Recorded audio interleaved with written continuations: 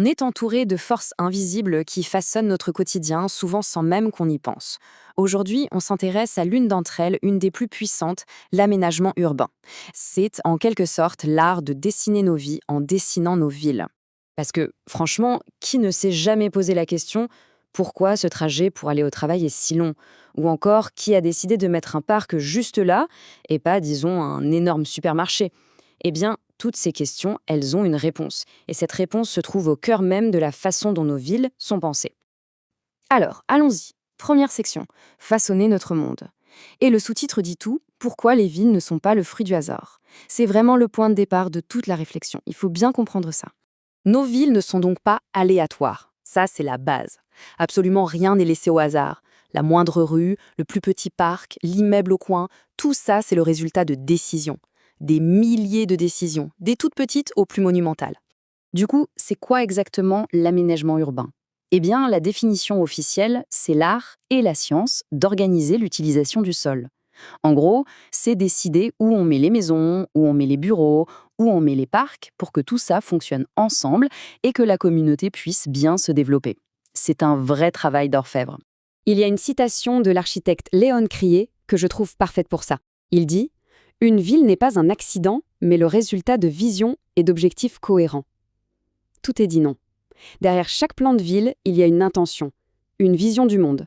Bon, c'est bien beau les visions et les objectifs, mais concrètement, comment ça se passe? Quels sont les outils qu'on utilise pour passer de l'idée à la réalité? C'est ce qu'on va voir maintenant avec la fameuse boîte à outils de l'urbaniste. Alors, un des outils les plus importants que les urbanistes ont dans leur manche, c'est le zonage. C'est un mot qu'on entend souvent et c'est un concept absolument clé et parfois, il faut le dire, assez controversé. Le principe du zonage, en fait, c'est assez simple. On découpe la ville en différentes zones. Ici, c'est la zone résidentielle, donc on y habite. Là, c'est la zone commerciale, pour faire les courses. Et là-bas, la zone industrielle où on travaille. L'idée, c'est de mettre de l'ordre. Mais le revers de la médaille, c'est que cette séparation très nette a créé une énorme dépendance à la voiture. Forcément, il faut bien se déplacer d'une zone à l'autre. Mais attention, le zonage, ce n'est qu'un outil parmi d'autres. Le vrai but du jeu pour un urbaniste, c'est de jongler avec plein d'objectifs en même temps. Il faut penser à la santé et à la sécurité des habitants, bien sûr, mais aussi à la vitalité économique, à la durabilité environnementale, à l'équité sociale pour que personne ne soit laissé de côté, et, évidemment, à l'efficacité des transports. Et trouver cet équilibre parfait, eh bien, c'est de plus en plus compliqué. C'est même un vrai casse-tête. Et ça nous amène directement à notre troisième partie, les défis urbains d'aujourd'hui. Un véritable exercice d'équilibriste, comme on va le voir. Le conflit principal, il est souvent là.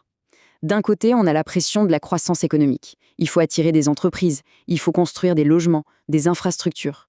Et de l'autre côté, il y a le besoin, tout aussi essentiel, de préserver ce qui existe déjà, le caractère d'un quartier, protéger les gens de la spéculation et bien sûr garder des espaces verts.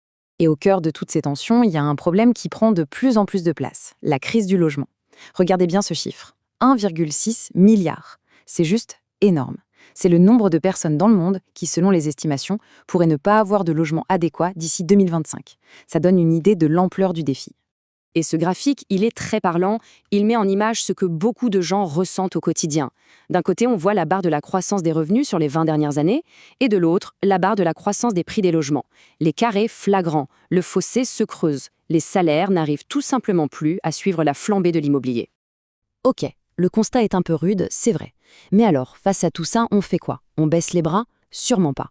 C'est justement le moment de se tourner vers l'avenir, de voir comment on peut imaginer les villes de demain. Et pour imaginer le futur, un petit détour par le passé, c'est toujours utile.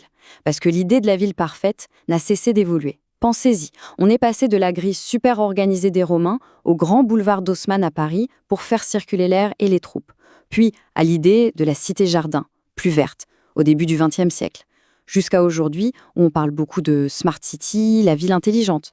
Et justement, en parlant de nouvelles idées, il y en a une qui fait beaucoup de bruit en ce moment, un concept qui est en train de se répandre un peu partout, celui de la ville du quart d'heure. La ville du quart d'heure, qu'est-ce que c'est? L'idée est assez simple et séduisante. C'est un modèle de ville où l'essentiel de ce dont on a besoin tous les jours, le travail, les magasins, l'école, le médecin, les loisirs, est accessible en 15 minutes maximum, à pied ou à vélo. Le but, c'est de remettre le bien-être au centre et bien sûr, de drastiquement réduire notre dépendance à la voiture. Et tout ça, finalement, ça nous ramène à une question très locale, très personnelle. Si on pense à son propre quartier, à son propre coin de ville, quel serait le changement, la chose la plus importante à faire pour qu'il devienne vraiment un lieu où il fait bon vivre? La réponse à cette question, eh bien, c'est peut-être là que se